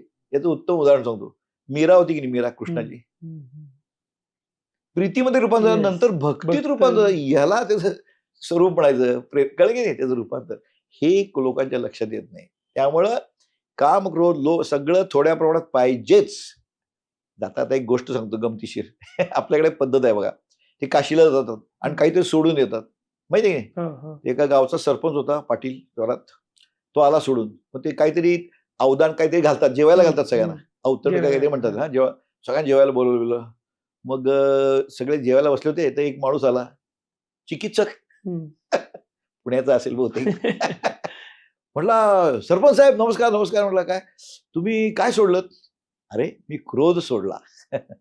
वा वा वा तुम्ही खरोखर महान आहात. छान छान छान. मग तो पंक्तीत बसली होती सगळी असा फिरत फिरत गेला परत आला. सरपंच साहेब तुम्ही काय सोडलं? असं बघितलं सांगितलं होतं तरी असं बघितलं. अरे मी क्रोध सोडला. म्हणजे बदललं बोलणं बरं का. परत गोल फिरून आला. सरपंच साहेब तुम्ही काय सोडलं? खवळला तो एकदम. शिंच्या तुला 2 वेळा सांगितलं क्रोध सोडला म्हणून. हा आता कळलं म्हटलं मला. कुठे सोडलात? ही कथा आहे. येस. कसा सुटणार क्रोध? क्रोध मर्यादित हवाच. त्याशिवाय शिस्त कशी लागेल? लक्षात आलं, म्हणजे काम, क्रोध, लोभ सगळं प्रमाणात पाहिजे. प्रमाण चुकलं तर बिघडलं, त्याला मग विकार होतो. कळलं की नाही? कामाचं रूपांतर वासनेत होतं, की वासना हा विकार झाला. विकार आहे. कळलं की नाही? बरोबर. हे लक्षात ठेवायचं. त्यामुळे जीव हा इतकं सुंदर सांगितलंय षडवी. आता पटतंय ना तुम्हाला? बरोबर. ही लोक स्वतःला फसवतात हो. काय सगळं कसं सोडणं शक्य आहे? बघा, सगळ्यात जास्तीत जास्त घाणेरड्या गोष्टी अशाच ठिकाणी घडतात, नाही का? मठात वगैरे घडतात. हो. ऐकता की नाही? हो हो हो. सिंपल. कारण निसर्ग आहे तो, यू कांट अवॉइड. म्हणून प्रत्येक प्राण्याला 4 नैसर्गिक प्रेरणा आहेत. काय? भीती, भूक, निद्रा आणि मैथून. जीवनासाठी ते सर्व्हायव्हल इन्स्टिंक्ट आहेत. माणसाला बुद्धी आहे आणि वापरण्याचं स्वातंत्र्य आहे. कळलं की नाही? चुकीची वापरतात ते सोडून द्या बुद्धी. पण या गोष्टी आहेतच ना प्रत्येकाला. भीती, भूक, भीती आहे कशाची? पूर्वीच्या काळी श्वापदाची होती. आजकाल तुम्ही संगतीला घाबरलं पाहिजे, चुकीच्या संगतीला. भूक तर आहेच, त्याशिवाय जीवन राहत नाही. निद्रा पाहिजे विश्रांतीसाठी, मैथून पाहिजे प्रजोत्पादनासाठी. As simple as that. हे सगळ्यांनाच आहे. कळलं की नाही? Yes. हे लोकांनी लक्षात ठेवलं पाहिजे. फक्त समतोल पाहिजे. Yes. षडविकारांबद्दल एवढ्या सोप्या शब्दामध्ये आपण आज ऐकलं. षडविकार हे तुमच्या जीवनाला जर प्रमाणात असतील तर चांगला आकार देऊ शकतात. करेक्ट. हे क्या तुमच्या बात आहे, ह्याच्यातून क्या मला बात आहे. कळालं. ग्रेट. जीवनाला आपण आकार देत असताना काही वेळेला षडविकार इम्बॅलन्स होतात बरोबर. आणि तो आपल्या ओव्हरऑल हेल्थवर परिणाम करतात. त्याच्याबद्दल आपण जरा जाणून घेऊ. निश्चित निश्चित. खरं सांगू, आता एखादा राग येतो, भयंकर राग. मी म्हणलं ना मग, तोंडातून राग आला पाहिजे, आतून आला नाही पाहिजे. बरोबर. हे शिकावं लागतं. आतून आलं तर काय होतं माहिती आहे? जो रागावतो ना त्यालाच पहिल्यांदा त्रास होतो. बरोबर. सिंपल. नक्कीच. समजा मी तुमच्यावर प्रचंड रागवलो, अगदी तुम्हाला शिवी दिली, त्रास कोणाला होणार? मला. हो. कारण माझ्यात ॲड्रिनालिन सिक्रेट होणार ना. बरोबर. माझं वाजोकाशी होणार ना. सिंपल. Yes. तेव्हा तुम्ही स्वतःला पहिल्यांदा डॅमेज करून घेता. आता जो दुसरा माणूस आहे त्यांनी घेतला तर ठीक आहे, त्याच्या मनावर आहे ना. बरोबर. ह्याची सुंदर गोष्ट सांगतो तुम्हाला. गौतम बुद्ध फार ग्रेट होते. का ग्रेट होते लोकांना कळत नाही. गौतम बुद्धांनी ज्यावेळी त्यांची काय फिलॉसॉफी मांडली, त्यावेळी त्यावेळेच्या लोकांना ते आवडलं नाही, त्यांना त्रास द्यायचे ते. ते त्यांच्या शिष्यांसमोर चालले होते, एका गावाहून दुसऱ्या गावाला, वेशीवरती होते. तर हे सारखे ते माणसं वाटेल ते बोलत होते त्यांना, तर त्यांचे शिष्य लागले भडकायला, आमच्या महाराज असं कसं बोलतात म्हणून. तर महाराज म्हणले, थांबा मी ऐकतोय ना. ते वाटेल ते बोलत होते. मग थोड्या वेळानं बुद्ध काय म्हणाले, गौतम बुद्ध, हे बघा मी दुसऱ्या गावात जातोय, पण एक 15 दिवसांनी परत येतोय, मग आपण परत चर्चा करू. आता चर्चा म्हणजे काय? ते शिव्या देत होते लोक. झालं, मग ते गाव वेश ओलांडली. मग शिष्य म्हणले, महाराज ते वाटेल ते बोलत होते, आम्हाला राग येत होता, त्यांना धरून बडवलं असतं आम्ही, तुम्ही कशा काय बसलात? यावर गौतम बुद्ध का ग्रेट होते हे तुम्हाला सांगतो. गौतम बुद्ध म्हणाले, अरे बरोबर आहे तुम्ही म्हणता ते. मला सांगा म्हणले, कोणीतरी तुम्हाला पैसे देत असेल, घे घे, तुम्ही घेतलेच नाही तर पैसे कोणाकडे राहिले? त्याच्याकडेच राहिले. मी घेतलंच नाही ना. ते शिवाय त्यांच्याकडेच राहिल्या. बरोबर. तुमचा प्रॉब्लेम तुम्ही घेऊन आलात, माहिती आहे की नाही? बरोबर. जसं मागे एक छान गोष्ट होतं, साधू जे शिष्य होते, आता शिष्य काय अपयशी होते. एक नदी होती, तर एक सुंदर तरुणी नग्न उभी होती, कळलं? तर तिला पलीकडे पार करायचं होतं. आता साधू लोक काय बायकांना हात लावत नाहीत ना. पण यांचा गुरु होता, त्या बाईला उचललं त्यांनी, नदीतनं पार करून दिलो. शिष्य एकमेकाकडे बघायला आले, अरे आपले गुरु आणि असं कसं काय केले, सोडले. मग इकडं आले, मग त्यांनी विचारलं, काय म्हणे, आपण तर साधू ना, संन्यासी, मग तुम्ही स्त्रीला कसं काय आणलं? अरे तू अजून आणून तिला बरोबर आणलंस काय म्हणले. बरोबर. तिथेच सोडून आलं. हे किती समर्पक आहे. तुम्हाला काय घ्यायचं आणि काय तुमच्या हातात आहे ना. दुसऱ्यांनी कसं वागायचं, यू कॉन्ट कंट्रोल, पण तुम्ही काय विचार करायचं तुमच्या हातात आहे की नाही. आणि एक लक्षात ठेवा, क्रिया तशी प्रतिक्रिया. तुम्ही दुसऱ्याविषयी ज्यावेळी वाईट विचार करता ना, अनेक पटीनं तुमचाच नाश होतो. बरोबर. म्हणून एखादा माणूस तुमच्याशी किती वाईट वागत असू दे, त्याच्याविषयी चांगलाच विचार करता. आम्ही जीवनविद्येत सांगतो, त्याचंही भलं करण्याची साधना करा. अरे तुझं भलं होऊ दे, कल्याण होऊ दे, रक्षण होऊ दे. असं का? फायदा स्वार्थ आहे त्यात. आपल्याला माहिती आहे, मी त्याच्याविषयी चांगलं चिंतन केलं की माझं चांगलंच होणार आहे. हे गणित ज्यावेळी कळतं तेव्हा माणूस दुसऱ्या चांगलं वागेल की नाही. म्हणून तत्वज्ञानाची गरज असते. तू किती वाईट वागू दे तो, दॅट इज हिज बिझनेस. त्याचं कर्म ते काय होईल, आपल्याला काय करायचं, त्याच्याविषयी आपण चांगलंच किती वाटेल ते बोल देतो, नमस्कार म्हणायचं. तुझं चांगलंच होऊ दे, हेच चिंतन करायचं. हे अवघड असतं, आय नो. चांगल्या गोष्टी करायला अवघडच असतो तो. बिल्डिंग बांधायला वेळच लागते, पाडायला काय वेळ लागत नाही ना. बरोबर. त्यामुळे लक्षात ठेवा, हे तुम्ही कटाक्षाने करा. जीवनविद्या हे सांगते, तुम्ही लोकांविषयी सतत चांगलं चिंतन करा. कोणी येऊ दे, आम्हाला तर सवय आहे. खरोखर सांगतो, तुम्हाला सांगतो, आता एक गंमत सांगतो. क्रिया तशी प्रतिक्रिया केली, अगदी खरं माझ्या आयुष्यात घडलेलं उदाहरण सांगतो. आता मी पुण्याला गेलो, माझा धाकटा मुलगा पुण्याला आहे, तो 4थ्या मजल्यावर राहतो. सकाळी 6ला पोचलो आणि रिक्षाने गेलो, पोचलो, बॅग घेतली आणि आम्हाला सवय आहे कृतज्ञता. हे आम्ही भयंकर आम्ही जीवनविद्येत म्हणतो, परोपकार म्हणजे पुण्य, ठीक आहे. परपीडा म्हणजे पाप, ठीक आहे. ईश्वर स्मरण म्हणजे पुण्य, ईश्वर विस्मरण म्हणजे पाप, हे ठीक आहे. पण आम्ही म्हणतो कृतज्ञता म्हणजे पुण्य आणि कृतज्ञता म्हणजे पाप. कळलं? अरे, आता मी उतरलो, आम्हाला फार सवय आहे. उतरलो, मी त्याला रिक्षावाल्याला म्हटलं, सकाळच्या वेळी सोडलं, "अरे, तुझ्याबद्दल मी खूप कृतज्ञ आहे. तू मला सुखरूप आणून पोहोचलोस, वेळेवर आणून पोहोचलोस. मला खूप तुझा दिवस खूप छान जाऊ दे. तुला खूप गिराईक मिळेल." सकाळी 6 वाजले होते. हं, खूप गिराईक मिळू देत. आणि त्याला मी प्रार्थना म्हणली आणि मी गेलो. अहो, पुण्यातला रिक्षावाला असं कोण म्हणतच नाही. बरोबर. तो बघायला ना चाट पडला.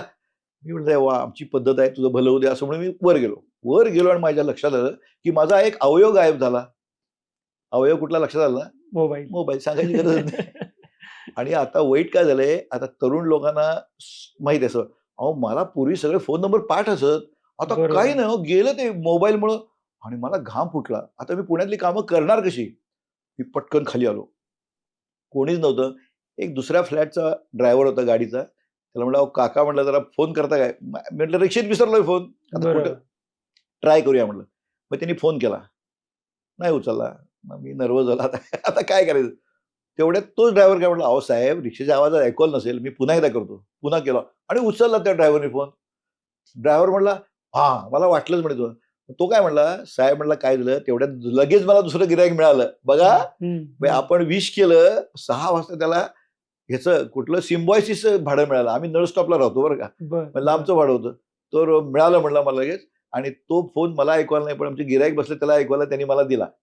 तर मग मग काय करू म्हटलं, म्हणजे मी येतो म्हटलं कुठं. "नाही, नाही साहेब, असं करा, तुम्हाला जिथं सोडलं ना तिथेच थांबा." बघा, बरोबर. पुणे म्हणजे समुद्र आहे. स्वतःचं पेट्रोल खर्चून कोण येईल का एवढं लांब? नाही का? नक्कीच नाही. मी म्हटलं, "आता काय?" मी म्हटलं, "येतो," म्हटलं, "तू सांगशील तिथं मी येतो." "नाही," म्हटला, "थांबा, मी येतो." आणि खरोखर अर्धा तास गेला. आला तो मला मोबाईल देऊन गेला. का देऊन गेला बरं? मी जोडला गेलो ना. बरोबर. कृतज्ञता ही कृतज्ञता साधना आहे, व्यक्त लक्षात ठेवा. केली. मी त्याची कृतज्ञता व्यक्त केली. नाहीतर ऑल द वे तिकडून कशाला यावं? त्यांनी सांगितलं असं ना, इथे तुम्ही येऊन या घेऊन आणि जा घेऊन म्हणून. जावा. आणि बरोबर. मला जायला पाहिजे होतं. येस. पण लक्षात ठेवा, म्हणून कृतज्ञता मनात ठेवा आणि ती व्यक्त करा. येस. आमच्याकडे व्यक्त करत नाही तो. बरोबर. गमतीनं बरोबर. सांगतो तुम्हाला. आम्ही फॅमिलीचे कोर्स घेतो ना कुटुंबाचे. त्यावेळी मी असा प्रश्न विचारतो. बऱ्याच जणांची 10-10 वर्ष, 20-20 वर्ष लग्न झाली असतात. हं? तुलाही विचारतो. हं. डॉक्टर, तुम्ही पत्नीला कधी आय लव्ह यू म्हटला का? आठवतंय? आय लव्ह यू म्हटलेलं? लग्नाच्या आधी. That is the problem. काय असतंय, महिलांना एक्सप्रेस केलेलं आवडतंय. येस. आम्ही प्रेम करतोच की असं म्हणतात. नाही, म्हणा ना तुम्ही. बरोबर. कळलं? तुम्ही व्यक्त बरोबर. केलं पाहिजे प्रेम. त्याची एक गमतीशीर गोष्ट सांगतो. आमच्या जीवनविद्येचं कर्जतला उत्तम ज्ञानपीठ आहे. येस. तिथं आमचे सुंदर कोर्सेस चालतात. तर एक हे होते, रिटायर्ड न्यायाधीश होते. भयंकर कडक. घरातही कडक आणि बाहेरही कडक. तर ते त्यांच्या मित्राबरोबर आले होते. मित्रांनी सांगितलं म्हणून आले होते ते. झालं. आणि मग मध्ये सुट्टी असते तेव्हा ते बाहेर आले आणि आमच्या इथं काय आहे, लवकर फोन लागत नाही. ते कनेक्ट होत बरोबर. नाही. बाजूला आहे हं. ते. आमचं ह्याच्या नाही डोंगराळ कर्जत भागामध्ये. डोंगराळ भागात आहे, ते लागत नाही. तर आमच्या नामधारकांना, म्हणजे कार्यकर्त्यांना माहीत असतं. ते म्हटले, "काय हो आजोबा, काय झालं?" "नाही रे," म्हटले, "घरी फोन करायचा आहे मिसेसला." "अरे बापरे!" म्हटलं, "काय प्रॉब्लेम आहे का?" मग ते त्याला बरोबर अशा ठिकाणी घेऊन गेले, की तिथं लागलं कनेक्शन. लावून दिलं त्याला. मग ते बोलले आणि परत आले. मग आमचा नामधारक, म्हणजे आमचा कार्यकर्ता म्हटला, "आजोबा, आजींची तब्येत ठीक आहे ना?" "मग एवढं गडबडीत का गेला?" "नाही हो," म्हणे, "काय झालं माहिती का? तुम्ही आज मला कोर्समध्ये सांगितलंत ना, म्हणून मी तिला आय लव्ह यू म्हणलं." आय लव्ह यू म्हणायला गेलो. आयुष्यात. मग काय म्हणल्या, आजी काय म्हणल्या, "तब्येत ठीक आहे ना?" म्हणलं तुझी. हा प्रॉब्लेम आहे. येस. आयुष्यात कृतज्ञता प्रेमाने बोलले, व्यक्त केलं नाही. म्हणजे प्रेम नसतं असं नाही. बरोबर. पण पुरुष लोकांचा दोष काय आहे, ते व्यक्त करत नाहीत. म्हणजे पुरुषांनी व्यक्त व्हायचं नाही अशी एक चुकीची कल्पना. अरे पुरुष हे माणूसच आहे की. कळलं की नाही? बरोबर. म्हणून आम्ही अहो, जीवनविद्या इतकं सुंदर सांगते. आनंद कसं निर्माण करायचा. आता साधी गोष्ट आहे. काही-काही लोकांना समजत नाही बघा. म्हाताऱ्या लोकांना कसं वागायचं हेही जीवनविद्या सांगते. बरोबर. असं म्हणतात, की म्हाताऱ्या लोकांनी घरात पाहुण्यासारखं राहायचं. म्हणजे बरोबर. काय? तुम्ही मस्त सीनियर ऑफिसर वगैरे असाल. एकदा नोकरी संपली, खुर्ची गेली की संपलं ना. कोण विचारतंय तुम्हाला? येस. कळलं की नाही? आणि तुमची प्रायोरिटीच जाते हो घरातली. मग घरातली सून काय म्हणते, "तुम्ही जरा बसा. ह्यांना अंघोळ करू दे." पूर्वी हां. तुम्ही पहिल्यांदा अंघोळ ना. बरोबर. साध्या-साध्या गोष्टीपासून तुम्ही मान्य करा ना. बरोबर. दुसरी गोष्ट, जेवायला 12 वाजता तुम्ही जेवत असाल. आता मला सांगा, तुम्ही समजा एखाद्याच्या घरी गेलात पाहुणे म्हणून आणि 12 वेळ टळून गेली, 1 वाजला, तर तुम्ही असं म्हणता का, "हो, आम्हाला 12 वाजता जेवायचं." नाही नाही, ना. नाही. तसं घरात वागा. येस. पाहुण्यासारखे राहा. मग तुमचा रिस्पेक्ट राहील की नाही? बरोबर. आज सुनेने समजा काहीतरी भाजी केली, थोडं मीठ कमी पडलं, तर काही काही लोकांना समजतच नाही. सुनेला बोलवतात, तुला काय मीठ किती घालायचं एवढं समजत नाही, तुझ्या मायाच्याने हेच शिकवलं काय तुला, जा घेऊन ये मीठ. मग जाते ती मीठ आणते, पण मनात काय म्हणते, हे थेरडं मिळेल तर बरं म्हणणार की. मग मला सांगा, काही लोक हुशार असतात, ते काय म्हणतात, अगं भाजी मस्त झाली आहे, करावी तर तूच, जरा थोडं मीठ घेऊन ये, मजा येऊन जाईल. बरोबर. आणते ह मामांजी, कळलं की नाही, बरोबर. ती मीठ घालते आणि सगळं देते. मग आता मामांजी व्हायचं का थेरडा व्हायचं आपण म्हणून तूच ठरवायचं बघा, जीवनाचा पटतंय ना शिल्पा. तुम्हाला. हो, नक्की. त्यामुळे it is so simple, it is so simple. अहो तुमच्या घरामध्ये कसं व्हायचं, जीवन म्हणजे इतक्या सोप्या गोष्टी सांगते. मला सांगा, घरात आजी वगैरे असते, त्याला काहीतरी गोळ्या चालू असतात, कळलं की नाही. हे म्हणे IT वाले हल्ली भयंकर वेळ नसतो आम्हाला. अरे कसला वेळ नसतो, जा आजीच्या खोलीत, तिचा हात हातात घ्या आजीचा. स्पर्शात खूप गंमत असते हा. म्हणजे ज्या गोष्टी तुम्ही शब्दात व्यक्त करू शकत नाही ना, त्या स्पर्शात होतात, नाही का. बरोबर. रागाचा स्पर्श, Yes. वासनेचा स्पर्श, प्रेमाचा स्पर्श. हात हातात घ्या माऊलीचा आणि विचारा, तू गोळी घेतलीस का, जेवण झालं का. अरे माऊलीचा दिवस मस्त जाईल ना, बरोबर. त्याला काय पैसे पडले आणि वेळ त्याला लागला जास्त. हम्म. असा आनंद निर्माण करायचा असतो, आपोआप होत नाही. Yes. आता वृद्धग्रस्त असतो आजोबा, त्याला नवीन तुमचं काय माहिती, तुम्ही विचारा त्यांना मुद्दाम, त्याला माहित नाही, तुम्हाला माहित आहे. आम्ही कुठला फोन घेऊ, मी काय ऍपलचा घेऊ का काय सॅमसंगचा घेऊ. आता त्यांना काही माहित नसते, ते उगीच विचार केल्यासारखं करतात हम्म. आणि म्हणतात असं कर, तुला योग्य वाटेल तू घे. अहो पण तुम्ही फार मोठी गोष्ट केली त्यात, त्यांचा इगो तुम्ही कुरवाळलात की नाही, हो. बरं वाटलं ना त्यांना. बरं. मग हेच आजोबा संध्याकाळी त्यांचे समवयस्क बाकावर बसतात बघा गप्पा मारत, त्यावेळी छातीवर कडून मोठ्याने सांगतात, माझ्या घरात येणारी प्रत्येक वस्तू मला विचारल्याशिवाय घेतलं, विचाराशिवाय येत आणि नाही. दिला ना आनंद तुम्ही, हो, त्याला काय बरोबर. पैसे पडले का. असा आनंद निर्माण करायचा असतो, हेच जीवनविद्या सांगते. बाकी काय सांगत नाही, हेच अध्यात्म आहे. अध्यात्म काय, बरोबर. आनंद तुम्हाला कसा मिळायचा हे कळणं हेच अध्यात्म. अध्यात्म करतो काय करता तुम्ही, तेच अशी जीवनविद्या आहे. मग आवडेल की नाही मला. Yes, yes. अतिशय सुंदर अशा कन्सेप्ट मधून ही जीवनविद्या तुम्ही आम्हाला सांगताय. जीवनविद्या आपण शिकत असताना आपण प्रेरणा मिळवतो, मोटिवेशन मिळवतो. पण बऱ्याच वेळा आता जनरेशनला आपण बघतो की प्रेरणा टिकत नाही, किंवा प्रेरणा टिकण्यासाठी आपण काय करायला पाहिजे. सांगतो काय असतंय तुम्हाला माहिती आहे, आता सत्संग शब्द ऐकतो की नाही आपण. हो. ते सत्संग म्हणजे लोकांना वाटतं काय म्हाताऱ्यांचं आहे, म्हाताऱ्यांचं नाही, अध्यात्म तरुणांसाठी आहे. म्हाताऱ्यांचं काय, आता वर जायची वेळ आली असते, तरुणाचं आयुष्य जगायचं असतं. म्हणून चांगल्या मित्रांची संगत म्हणजे सत्संग. बरोबर. सत्संग म्हणजे वेगळं काय असते, ज्यांचे विचार चांगले अशा तुम्ही लोकांच्यात बरोबर वावरलात ना, ती चेन आहे, चेन. तुमची व्हायब्रेशन ट्रान्समिट होतात. नकारात्मक लोकांच्या जवळ जायचं नाही तुम्ही. म्हणून सतत सत्संग म्हणजे काय, चांगल्या मित्रांची निवड करून तिथे चांगल्या चर्चा करा. मोटिवेशन, याचं काय छान झालं, त्याचं काय छान, दुसऱ्यांचे अनुभव घ्या. आणि एक लक्षात ठेवा, जो दुसऱ्याच्या अनुभवातून शिकतो ना, तो खरा शहाणा. बरोबर. आमच्याकडे वाक्य आहे, जो दुसऱ्याच्या अनुभवातून शिकतो तो शहाणा, जो स्वतःच्या अनुभवातून शिकतो तो दीड शहाणा, आणि तो जे शिकत नाही तो पेडगावचा शहाणा. कारण एक लक्षात ठेवा, अनुभवातून माणसाला शहाणपण येतो. आता एल्डरली माणसांना काय शिकायचं, त्यांना अनुभव असतो ना जास्त, म्हणून त्यांचं ऐकलं पाहिजे. कारण लक्षात ठेवा, इंटेलिजन्स जेनेटिक असतं. 70% तुम्हाला IQ आई वडिलांकडे मिळाला असतो. आता काय सगळ्यांना मिळेल का असं नाही, पण शहाणपण असं इनहेरिटेड नाही आहे, ते मिळवावंच लागतं. मग ते कसं दुसऱ्यांकडे मिळवायचं ना. मग बघा ना, दत्ताने किती गुरु केले म्हणतात ना, याचा अर्थ काय, तुम्ही कुणाकडे, प्रत्येकाकडे चांगली गोष्ट शिकू शकता. प्रत्येक माणूस तुम्हाला शिकवत असतो, पण तुमचे कान आणि मन उघडं पाहिजे, तर शिकू शकता ना तुम्ही. बरोबर. हे लक्षात ठेवायचं. म्हणून अगदी आमच्यात गमतीने सांगतात जीवनविद्येत, दारू पिऊन जो गट्टीत लोळतो ना माणूस, तो सुद्धा तुमचा गुरु असतो का, म्हणजे काय करायचं नाही हे सांगतो नाही, हे दाखवून देतो. It depends on you, how you perceive it. त्यामुळे लक्षात ठेवा, शिकत राहा आयुष्यभर. लर्निंग, मोटिवेशनचं आम्ही काय म्हणतो, तुम्ही जर म्हणला की मला सगळं कळलंय, यू आर डेड पर्सन. लक्षात ठेवा. अरे आईन्स्टाईन म्हणायचा, समुद्र किनाऱ्यावर गेला, म्हटलं माझं ज्ञान म्हणजे जगात ज्ञान केवढं आहे, अफाट आहे, समुद्राची कण आहेत ना, तेवढं ज्ञान आहे, त्यात एक कण उचलला म्हटलं एवढंच आहे माझं, मला अजून शिकायचं. ही ॲटिट्यूड पाहिजे ना. मला सगळं कळलं म्हटलं की लक्षात ठेवा, he is dead person. Stagnation leads to infection. आमच्या मेडिकलमध्ये काय आणि निसर्गात आता मला सांगा, नदीमध्ये काय होत नाही, पण डबक्यात जंतू वाढतात. Yes. युरिन साठलं, जंतू वाढले. स्पुटम साठलं, जंतू वाढले. पैसा साठला, स्टॅग्नेशन. बघा पैसा साठला काय होतं, म्हणून लक्षात ठेवा. आता बघतात की तुम्ही लोक नाही का, हो, हो. कोटी कोटी ठेवतात, मूर्ख आहे ते, त्याला इन्फेक्शनच होतं. म्हणजे काय, आता उदाहरण सांगा, म्हणून पैशाला काय म्हणतात माहिती आहे, करन्सी म्हणतात बघा. हम्म. It should flow. बरोबर. Should flow. तुम्ही स्टॅग्नेट केली की त्याला इन्फेक्शन झालंच. ज्ञान स्टॅग्नेट नाही करायचं, गो ऑन गिव्हिंग. ज्ञान देत जावं. रामदासांनी सांगितलं का, Yes. देत जा. दिल्याने कमी होत नाही, ज्ञान वाढत जातं. थांबला तो संपला. थांबला तो संपला. अगदी सिंपल आहे. म्हणजे आपलं पृथ्वीवर काय म्हणतात त्याला, गती पाहिजे. गती असल्याशिवाय चालणारच नाही तुम्हाला. तुम्ही थांबलात की मागे पडला, असं नाही की मी इथं थांबतो, नाही, ती पुढे चालले, बाकी तुम्ही मागे पडत जाणार. You have to run to remain stable in this world. आता नोकरी करतात किंवा विद्यार्थी करतात, काय शिकलात तुम्ही, काहीतरी बी कॉम्प्युटर, अरे थांबलं नाही काही. बरोबर. एव्हरी डे नवीन शिकायलाच पाहिजे. जो शिकायचा थांबला तो थांबला. बरोबर. कळलं की नाही. बरं. मग यू हॅव टू रन, सतत नवीन अपडेट करत राहा. तुझं डॉक्टरना सुद्धा सांगतो आम्ही, सगळ्यांना अपडेट करत राहा. Then you stay. मग काय संपलं ना, मग तुम्ही टॉपला जाणारच की. Remember, you have to learn. Learning at till you die you learn. कळलं की नाही. त्यामुळे मोटिवेशन हेच आहे की तुम्ही सतत शिकत राहा नवीन गोष्टी. आता मला सांगा, पूर्वी बँकेत काम करत होते, हाताने लिहित होते. कॉम्प्युटर आलं म्हणजे शिकलं नाही ते बँकेत आउट झाले. बरोबर. You have to learn, you have to learn. Yes. तेव्हा लर्निंग ॲटिट्यूड ज्यांना असते ते कधीच मागे पडत नाही. Go on learning at any age. मी सांगितलंय, मी स्वतः 44 वर्षी फॅको Yes. शिकलो. Yes. कळलं की नाही. You have to learn. नवीन गोष्टी येत आहेत. तुम्ही आता डॉक्टर, डेंटिस्ट आहात, ग्रेट डेंटिस्ट आहात. तुम्ही मला सांगा, शिकलात त्यावेळी काही इम्प्लांटेशन नव्हतं.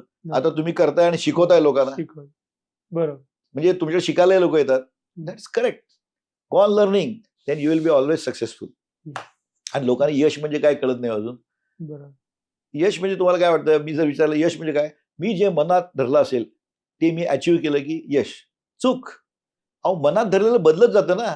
Goes on changing. कळलं की नाही. तुम्ही आता शाळेत असता त्यावेळी पहिला नंबर मिळाला म्हणजे तो यश वाटतं. पुढं चांगलं कॉलेज मिळालं म्हणजे यश. Yes. पुढे चांगली नोकरी. Goes on changing. यशच्या बाबतीत तुम्हाला खरंच सांगतो की यशाची पहिली गोष्ट म्हणजे तुम्हाला कंटिन्युअस 10% प्रॉफिट व्हायला पाहिजे तुम्हाला. बघा तुम्ही इंडस्ट्रियल असतात त्या सगळ्यांना प्रॉफिट व्हायला पाहिजे की नाही. म्हणजे growth is first part of हे. जर Yes. 10% प्रॉफिट नाही झाला तर ही लोक मॅनेजमेंट याला कन्सल्ट करतात की नाही कन्सल्ट, काय आमचं चुकतंय म्हणून. दुसरी गोष्ट प्रोग्रेस. प्रोग्रेस म्हणजे काय, जेव्हा एथिकल मार्गाने तुम्ही ग्रोथ करता. कळलं की नाही. बरं. मगाशी मी सांगितलं तसं चुकीच्या मार्गाने नाही, एथिकल मार्गाने करतात त्याला हे म्हणतात प्रोग्रेस म्हणतात. मग ते केल्यावर तुम्हाला पैसे मिळतात एथिकल मार्ग, तरी देखील कम्प्लीट नाही. यश म्हणजे progress with peace of mind. कळलं. तुम्ही मर्सिडीजमध्ये बसलाय, सगळं चांगलं आहे. झोप येत नसेल, झोप विकत घेता येत नाही. भूक लागत नसेल, भूक विकत घेता येत नाही. खरे मित्र विकत घेता येत नाहीत. कळलं की नाही. बरोबर. खरी मुलं, चांगली मुलं आपोआप होत नाहीत. हे ऐश्वर्य, याला ऐश्वर्य म्हणतात. हे विकत घेता येत नाही ते ऐश्वर्य.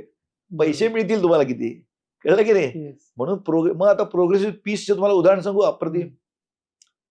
अंबानी आहेत ना, अंबानी, त्यांच्याकडे $106 बिलियन प्रॉपर्टी आहे. हे अर्थात मी काही वर्षापूर्वी सांगतोय. पण टाटा आहेत ना, टाटा, ते आता गेले. त्यांनी $103 बिलियन संस्थेना वाटलेत. डोनेट केले. मग कोणाला सक्सेस विथ पीस आहे, टाटाला. टाटाना. कळलं की नाही. बरोबर. मग ते काय गरीब झाले का, नाही नाही. गरीब झाले. त्यांनी तर एअर इंडिया कंपनी विकत घेतली की. तुम्ही दिल्याने कधीच कमी होत नाही. जीवनवेदनेत सुंदर वाक्य आहे, तुम्ही द्यायची इच्छा करा, यायची व्यवस्था होते. अरे वा. कारण द्यामध्ये या आहेस ना. बरोबर. दिल्याची येणारच नाही. So simple. म्हणजे हे तुम्ही लक्षात ठेवा. विंदा करंदीकरांची कविता नाही का, देणाऱ्याने देत जावे, घेणाऱ्याने घेत जावे, घेता घेता घेणाऱ्याने देणाऱ्याचे हात घ्यावे. Go on giving, you will always flourish. देण्याची वृत्ती ठेवा, येण्याची व्यवस्था होते. ओके. हात घ्यावेत म्हणजे आपण ते देणं चालू करावं. आणि निसर्ग तेच सांगतो तुम्हाला. झाड काय करतो, फक्त देतं ना. बरोबर. सावली देतं, फुलं देतं, फळं देतं, स्वतःला देतं. हो. नाही का. आणि ऑक्सिजन देतं ना तुम्हाला. बरोबर. प्राणवायू. निसर्गातनं शिका ना. नदी देते, डोंगर देते, खनिज देते. नाही, निसर्गात आपण निसर्गाचे भाग आहोत ना. द्यायला शिका, यायची व्यवस्था होते. अशी जीवनविद्या दुसरं काय वेगळं सांगत नाही. Simple. Go on giving, you go on getting without any. खरंच सर, मी सुरुवातीला जीवनविद्येचे गाडे अभ्यासक का म्हणलो हे मला आता प्रत्यय आला. आपण एवढा वेळ चर्चा करतोय आणि यातून आपल्याला जीवन जगण्याची कला आणि जीवनामध्ये नक्की काय पाहिजे याच्याबद्दल आपण माहिती दिली. तर आता आपण एक शेवट करूया आणि तो गोड शेवट कसा करायचा हे तुम्ही सांगा मला. ऑफकोर्स. मी सुरुवात देखील केली, ते शेवट करू. आपण सद्गुरूंनी निर्माण केलेली विश्व प्रार्थना म्हणूया, 2 भाषेत म्हणूया. चालेल. नक्कीच. हे ईश्वरा, सर्वांना चांगली बुद्धी दे, आरोग्य दे, सर्वांना सुखात आनंदात ऐश्वर्यात ठेव, सर्वांचं भलं कर, कल्याण कर, रक्षण कर. आणि तुझे गोड नाम मुखात अखंड राहू दे. इंग्लिश मधली प्रार्थना खूप छान आहे. O God, bless all with health and wealth, bless all with money and harmony. O God, bless all with peace and bliss, bless all with wisdom and your devotion. धन्यवाद सर, धन्यवाद. आपण आपला अमूल्य वेळ देऊन आपण इथे आज आम्हाला मार्गदर्शन केलं, त्याबद्दल द हेल्थ टॉकच्या वतीने आपले आभार आहे. कृतज्ञता व्यक्त करतो. तुम्ही मला संधी दिली त्याबद्दल धन्यवाद. धन्यवाद.